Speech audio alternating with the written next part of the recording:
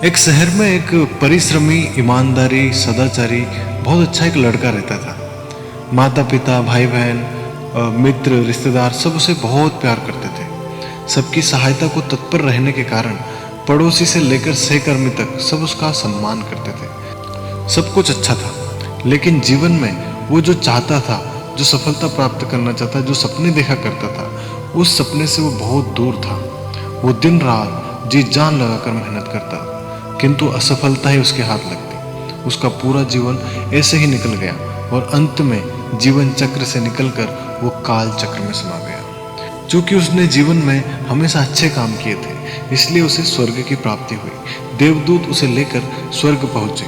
स्वर्गलोक का अलौकिक सौंदर्य देखकर वो मंत्र मुग्ध हो गया और देवदूत से बोला, ये कौन सा स्थान है? तो देवदूत ने बोला, ये स्वर्गलोक है। तुम्हारे अच्छे कामों के कारण तुम्हें स्वर्ग में स्थान प्राप्त हुआ है। अब से तुम यहीं रहोगे। देवदूत ने ऐसा बोला। तो ये सुनकर लड़का खुश हो गया। देवदूत ने उसे वहाँ घर दिखाया जहाँ उसके रहने की व्यवस्था की गई थी। वह एक आलीशान घर था। इतना आलीशान घर उसने अपने जीवन में कभी नहीं देखा था। देवदूत उसे घर के भीतर लेकर गया और एक एक करके सारे कक्ष दिखाने लगा। सभी कक्ष बहुत सुंदर थे और अंत में वो उसे एक ऐसे कक्ष के पास लेकर गया जिसके सामने स्वप्न कक्ष लिखा हुआ था। जब वे उस कक्ष के अंदर पहुंचे तो लड़का ये देख के दंग रह गया कि वहाँ बहुत सारी वस्तुएं के छोटे छोटे प्रतिरूप रखे हुए हैं। ये वही वस्तुएं थी जिन्हें पाने के लिए उसने आजीवन मेहनत की थी, किंतु हासिल नहीं कर पाया था। आलीशान घर, कार, बहुत बड़ी नौकरी और ऐसी ही बहुत सारी चीजें जो उसके सपनों में ही रह गई थी। वो सोचने लगा कि इन चीज़ों को पाने के सपने मैंने धरती लोक में देखे थे, किंतु वहाँ तो ये नहीं मिले।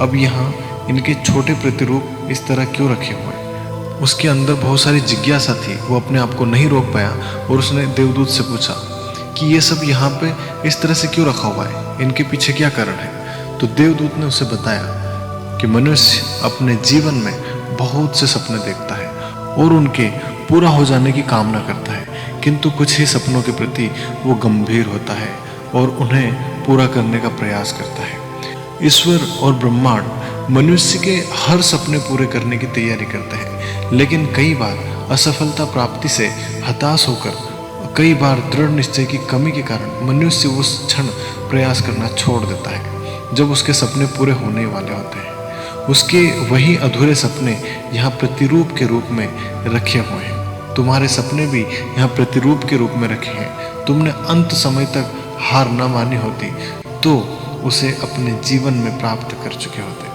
लड़के को अपने जीवन काल में की गई गलती समझ में आ चुकी थी, लेकिन अब मृत्यु के पश्चात तो वो कुछ नहीं कर सकता था। दोस्तों, किसी भी सपने को पूरा करने की दिशा में काम करने के पूर्व ये दृढ़ निश्चय कर ले कि चाहे कितनी भी मुश्किल क्यों ना आ जाए, चाहे कितनी भी बार असफलता का सामना क्यों ना करना पड़े, अपने सपनों को पूरा करने की दिशा में तब तक प्रयास करते रहेंगे जब तक वे पूरे नहीं हो जाते।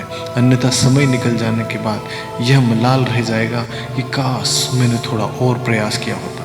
अपने सपनों को अधूरा मत रहने दीजिए। दृढ़ निश्चय और अथक प्रयास से उन्हें हकीकत में तब्दील कर लीजिए और फिर ही दम लीजिए। दोस्तों, उम्मीद करता हूँ आपको वीडियो अच्छा लगा होगा। अगर वीडियो अच्छा लगा है तो इसे लाइक करें, जितना हो सके उतना शेयर करें, और अगर आप पहली बार इस चैनल पर आए हैं तो चैनल को जरूर सब्सक्राइब करें और बेल आइकन को जरूर दबाएं। मिलते हैं नेक्स्ट वीडियो में नई किसी मोटिवेशन के साथ। Thank you very much.